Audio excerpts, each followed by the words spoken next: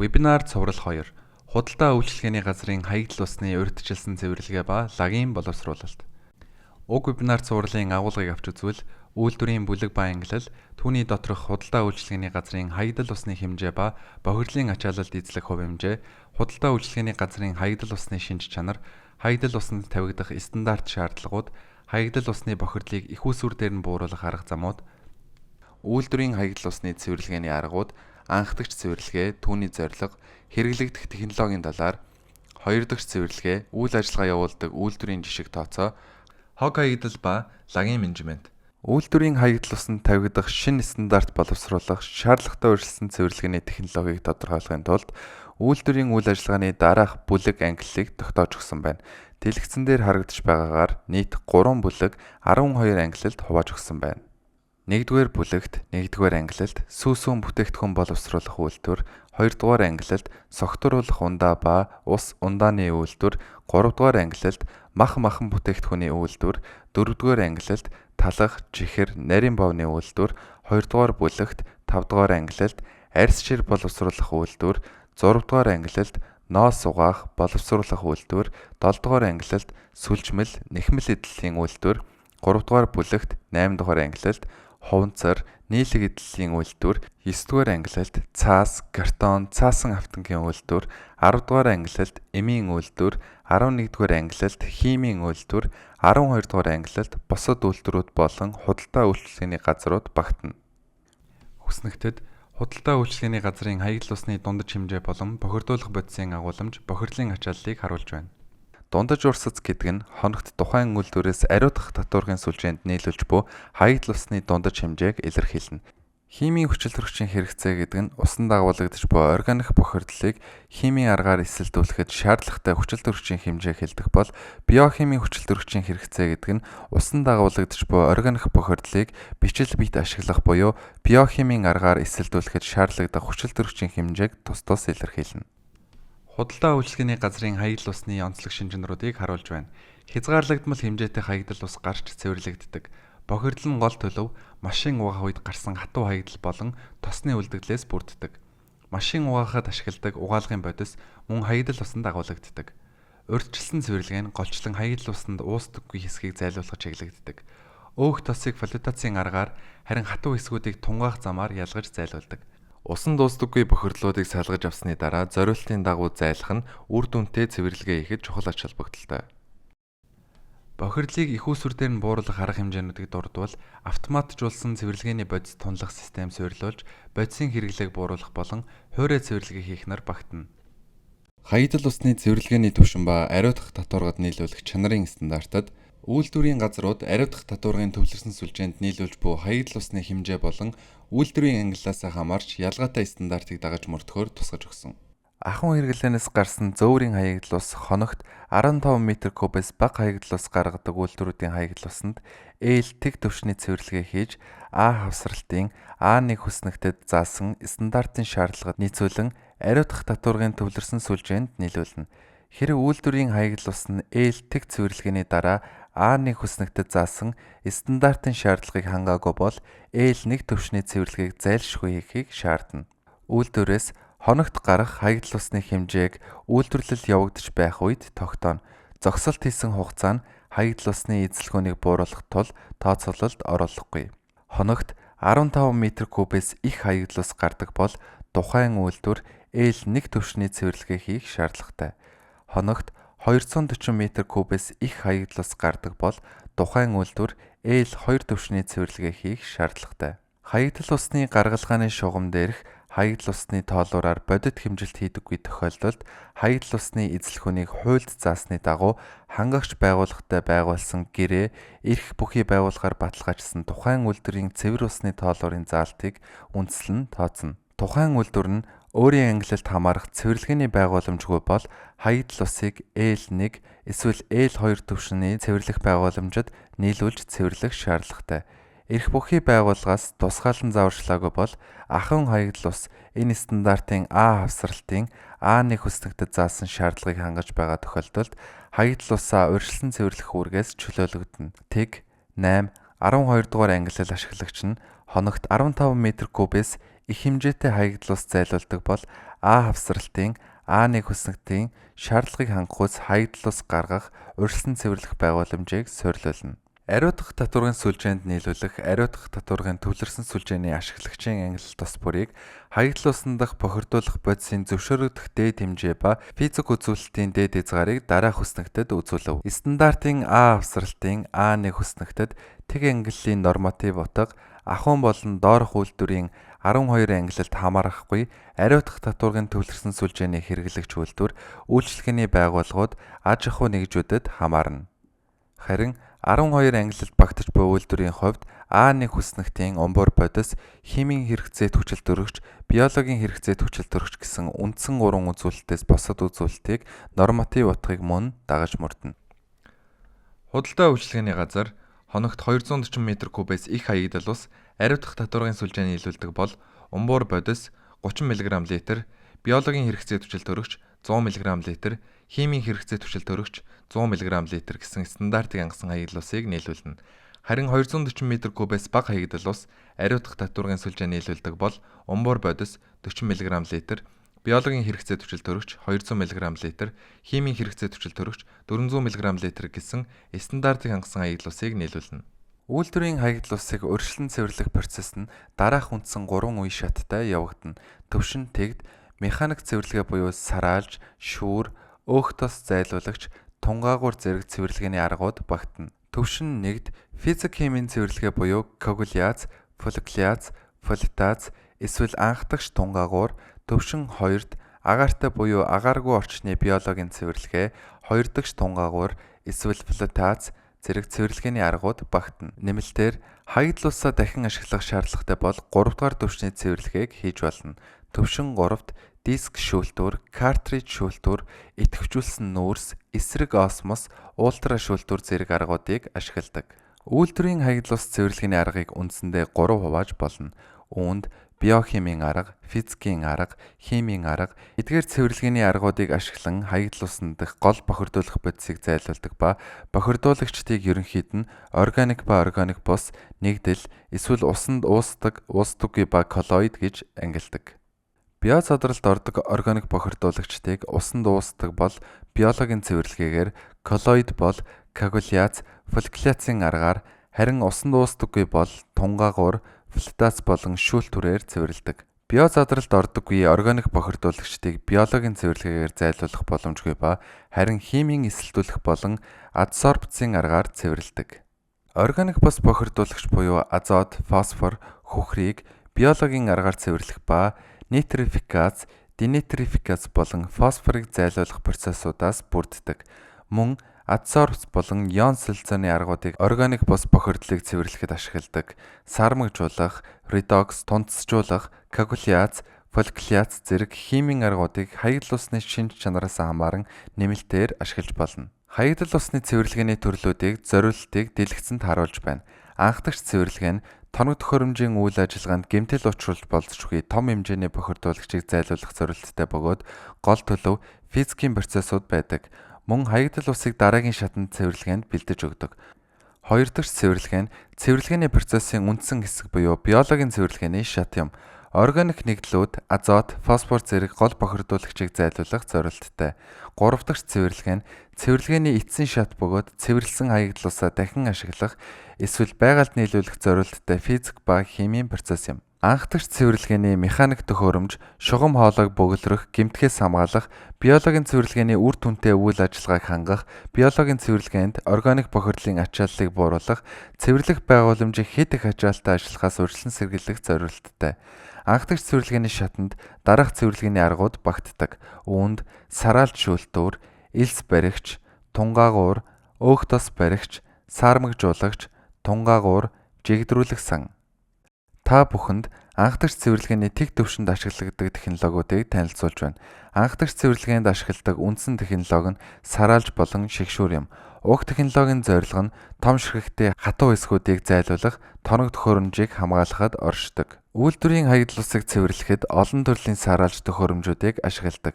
Тухайлбал хаваа самгчтай сараалжийг том хэмжээтэй хатуу хог хаягдлыг шүүж цэвэрлэхэд ашигладаг ба энэ нь гар болон автомат ажиллагаатай байж болно. Хүрдэн сараалж Хатуу бодисыг салгахад нарийн тор эсвэл нүхтэй автан бүхий эргэх хүрд ашигладаг ба хаягдал ус барабан хүрдэн дундуур урсах үед хатуу бодисыг сараалжны гадаргуу дээр баригдаж дараа нь механик цэвэрлэгээний аргаар цэвэрлэнэ.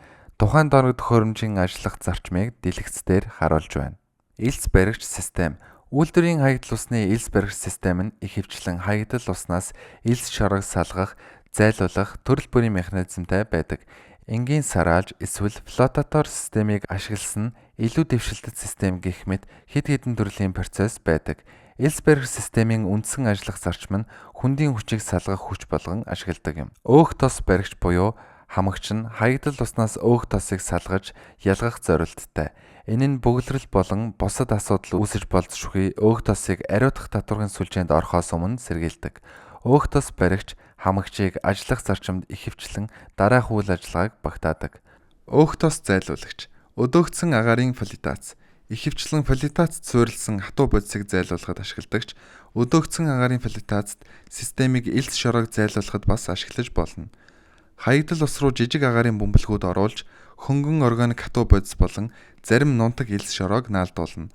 Хөвөгч хатуу бодисуудыг усны гадаргуу дээр хөвөн гарч ирэхээр хамж цуглуулах замаар цэвэрлэгээ хийгддэг. Харин одоо анхдагч цэвэрлэгээний 1-р түвшинд ашиглагддаг технологиудыг танилцуулъя. Жигдрүүлэх сан.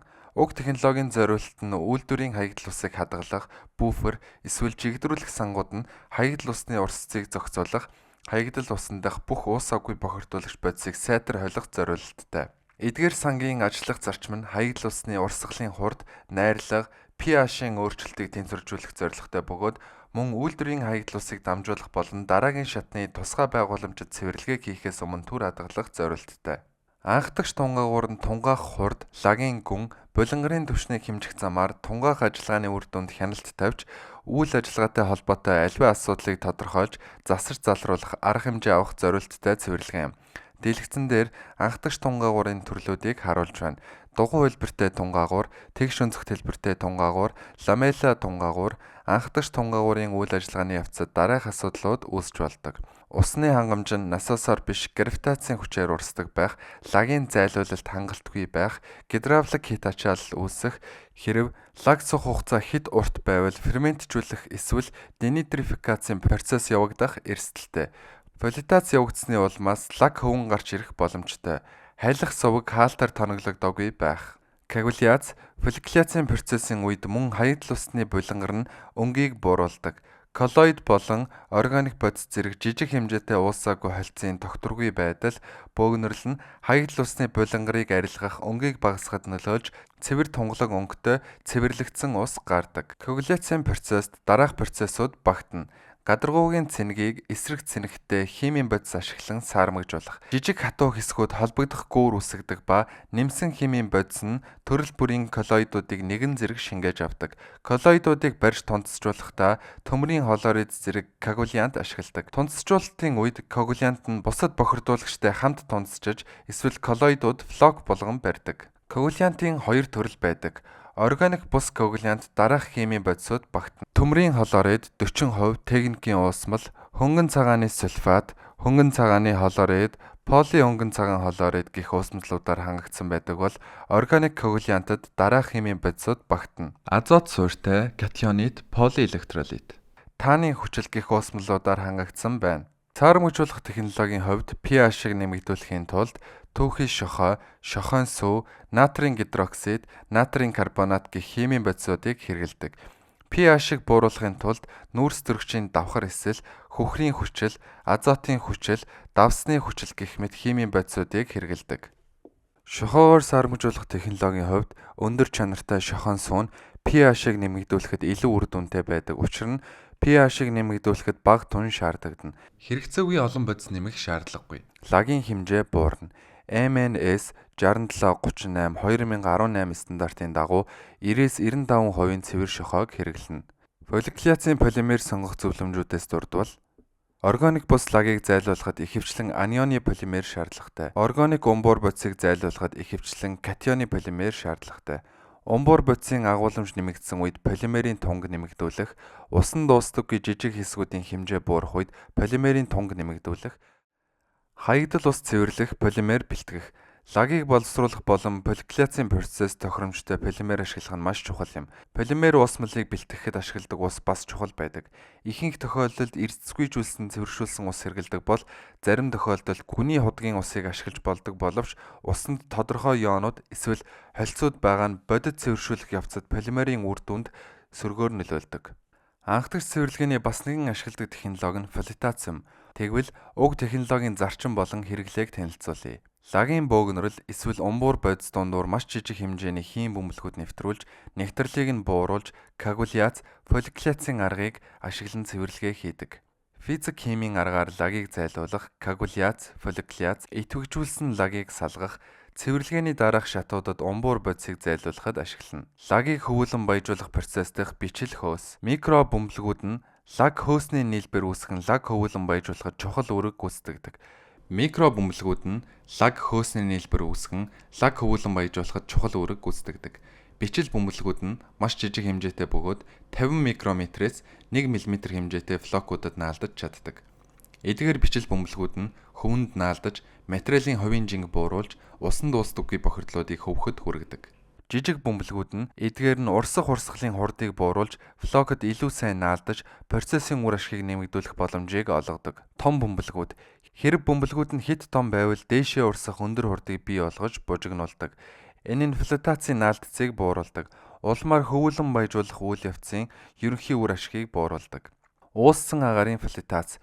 Үйлдвэрийн хаягдал усыг цэвэрлэх ууссан агаарын флотацийн үндсэн зорилт нь хаягдал уснаас умбуур бодис, өөхтөс болон бусад бохирдуулах бодисуудыг зайлуулах юм. Ууссан агаарын флотацийн даралтын дор агаарын хаягдал усанд уусаж, бичил бөмбөлөг үүсгэдэг өргөн хэрэглэгддэг процесс юм. Эдгээр бичил бөмбөлгүүд нь бохирдуулагч бодисд наалдаж, тэдгээрийн флотацийн сангийн гадаргуу дээр хөвөн гаргаж, лагийн давхаргыг бий болгон зайлуулна. Анхан шатны цэвэрлэгээ хийсний дараа хоёр дахь цэвэрлэгээ нь биологийн процессор бичил биетүүдийг ашиглан органик бодисыг задлахад чиглэдэг. Анаэробик цэвэрлэгээ нь голчлон органик бодисыг зайлуулдаг боловч шин бохирдлыг зайлуулахад үр дүн багтай тул үйлдвэрт хатуу бодис, тосыг боловсруулах урьдчилсан боловсруулалт хийхэд тохиромжтой. Гэсэн хэдий ч аэробикийн биологийн цэвэрлэгээ нь органик болон шин бохирдлыг хоёуланг нь үр дүнтэй арилгаж, энэ салбарын хаягдал усны менежментийг илүү үр дүнтэй болгодог. Органик бодисын аэробик ба агаартай задралын энергийн балансын харьцуулалтыг харуулж байна. Аэробик химийн хүчил төрөгчийн хэрэгцээний тэнцвэрт харьцангуй хэмжээний илүү лаг үүснэ, оруулж буй хүчил төрөгчд харгалзах эрчим хүчний зарцуулалт өндөр, хүрээлэн буй орчинд хаягдах эрчим хүчний алдагдал их. Анаэробик химийн хүчил төрөгчийн хэрэгцээ тэнцвэрт илүү лаг үүсэхгүй, хязгаарлагдмал эрчим хүчний хэрэглээ, халаалт, эрчим хүчийг нөхөн сэргээх боломжтой, жишээ нь түлш, метан болгох замаар. Аэробик биологийн цэвэрлэгээний онцлогуудад хүчил төрөгчийг шаардлагатай эрчим хүчний хэрэглээ өндөр, ачаал багатай, температурын хүрээ 10-аас 40 Цельсийн градус, шин бохирдлыг зайлуулах шаардлага үүсдэг. Аэробик биологийн цэвэрлэгээний идэвхжүүлсэн лагийн тухай ойлголт. Ууссан хүчил төрөгчийг агуулсан үед аэробикийн нөхцөл бүрэлдэнэ. Энэ үе шатанд органик бодисын биологийн эсэлтэлт явагдах бөгөөд нитрификац буюу аммонийн нитрат болон хувиргана. Агааржуулах сан буюу агааржуулах бүсийг ашигладаг бөгөөд агааржуулах замаар ууссан хүчил төрөгчийг хангадаг. Нитрификацийн процессор аммониаг нитрат, дараа нь нитратыг денитрификацийн процессор азот болгон хувиргадаг. Хэрэв биомасс болон нитрат болгон хувиргахад органик бодис хангалтгүй байвал нүүрс төрөгчийг нэмж өгөх шаардлагатай. Хаягдал ус цэвэрлэх агааржуулалтын систем. Агааржуулалтын систем биологийн цэвэрлэгийг дэмжихийн тулд хүчил төрөгчийг хаягдал усанд оруулдаг. Гадаргуугийн агааржуулагч нь ус руу агаар татах замаар босоо хөдөлгөөнийг бий болгодог. Энэ нь ус ба хүчил төрөгчийн хоорондох холбоог ихсгэж, агаарт ус засаж, дунд зурган дээр харагдаж байгаа шиг усны долгиог үүсгэдэг. Тийрэлтэт аэротрууд нь агаарыг доод хэсэгт спираль хөдөлгөөнөөр шахдаг. Холих агааржуулалтын энэхүү хосол нь реактор эсвэл нуур дахь үхмэл бүсүүдээс сэргийлж, жигд боловсруулалтыг хангаж, лаг хоримтлагтахаас сэргийлдэг. Нарийн хөөстэй агааржуулалтын систем. Нарийн хөөстэй агааржуулалтын систем нь хүчил төрөгчийг зөв нэвтрүүлэхийн тулд савны ёроолд агааржуулагчийг байрлуулдаг. Зүүн талын зурган дээр харагдаж байгаа савны ёроолд байрлах агааржуулалтын диск нь нарийн бөмбөлгүүдийг ялгаруулж, усны долгион үүсгэж, бөмбөлөг болон бичил биетний хооронд холбоо тогтоож маш үр дүнтэй болгодог. Лагийг ялгах 3 төрлийн арга байдаг. Сонгодог арга, тунгаах. Лагийн чанараас хамаарсан цэвэрлэгээний үр дүн бөөгнөрсөн лагтай холбоотой асуудал үүсч болно. Альтернатив арга флотац, ууссан агаарын флотац, сүүлийн арга мембран шүүлтүүр. Мембрант биореактор буюу MBR. Мембрант биореакторын тохиргоо.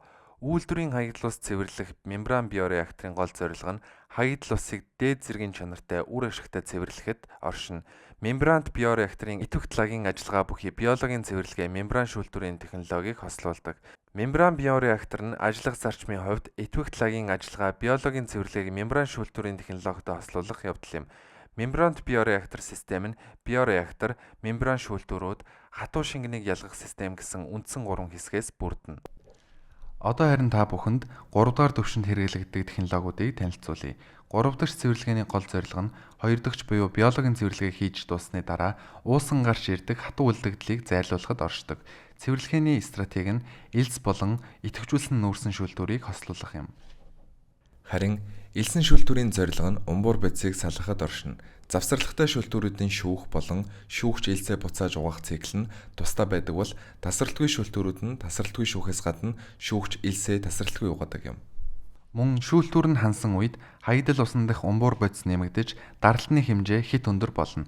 Үйл ажиллагааны ерөнхий үзүүлэлтүүдийг доор харуулв.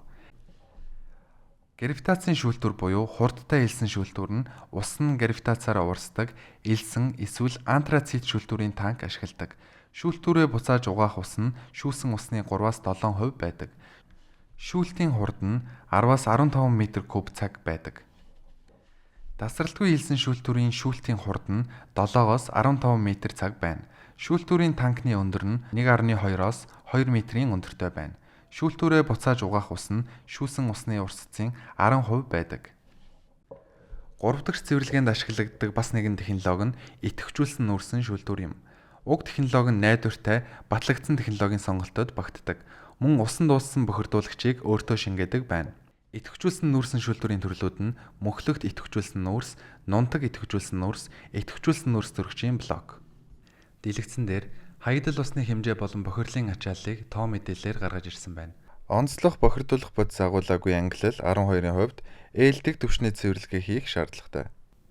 Хөрөнгө оруулалтын зарлалын тооцоог задлж үзвэл инженерийн байгууламж шинээр суйрлуулах шаардлагатай эсгээс хамаарч хөрөнгө оруулалтын зарлалыг дунджаар 2000-аас 4000 Америк доллар метр куб гэж тооцох боломжтой. Энэ төрлийн үйлдвэрийн байгууламжийн зарлалын жишээг энд үзүүлв. Нийт хөрөнгө оруулалтын зардалд тээвэрлэлт, угсралт, цахилгаан багаж хэрэгсэл, мөн судалгаа хяналт тавих, туршилт тохируулах хийх ажилтнуудын зардал багтсан байх ёстой. Үйл ажиллагааны зардлын жишээг доор харуулв. Хог хаягдал, лаг гэдэгт тунгаагуур, коагуляц, фолликуляц, фоллитац, биологийн лагаас үүссэн хатуу үлдэгдлийг ойлгоно. Урьдчилсан цэвэрлэх байгууламжийн үр ашигтай ажиллагааг хангахын тулд тусдаа хог боловсруулах компанитай хамтран ажиллаж хаягдлыг тогтмол зайлуулж байх шаардлагатай. Лагийг усгүйжүүлэх процесс нь хэд их хэмжээтэй лагийг тээвэрлэхээс зайлсхийх стандарт арга юм. Гэхдээ зардал ихтэй. Усгүйжүүлсний дараа үйлдвэрийн ангиллаар тооцсон лаг үйлдвэрлэл ихэвчлэн 20% хувь ашилттай лагийг үүсгэдэг. Лагийн боловсруулалтыг лагийн хэмжээг бууруулах болон лагийг багасгах, докторжуулах гэсэн хоёр үе шатад хувааж үздэг. Сүүлийн үе шатад газар шороонд ашиглах, хөдөө аж ахуй, дэд бүтцэд шатаах, лагийг булах, дахин сэргээж ашиглах. Лагийн боловсруулалтын орчин, химийн орчин, органик бус орчин, органик орчин гэж ангилна. Лагийн боловсруулалтын гравитацийн өтгөрүүлэгч биологийн лаг нь 20-оос 40 кг хуурай бодис агуулдаг бол эрдэс лаг нь 100-аас 200 кг хуурай бодисыг агуулдаг байна. Лаг боловсруулалтад механик өтгөрүүлэгчийг мөн ашиглаж болдог. Энэ процесст ус зайлуулах тавцан эсвэл зайлуулах хүрдийг ашигладаг. Ус ба лагийг үр дүнтэй ялгахын тулд полимер нэмдэг ба 5-аас 7% хувь ашилттай биомассыг үйлдвэрлэж гаргадаг нийлмэл процесс юм. Лаг боловсруулалтын усгүйжүүлэх технологи. Хамгийн түгээмэл ашигладаг 3 технологийн хувьд тууцан пресслэгч, хавтан пресслэгч, декантер центрифуг. Үлдэгдэл хуурай бодисын хэмжээ 15-аас 40% байдаг. Анхаарал тавьсан явдалд баярлалаа.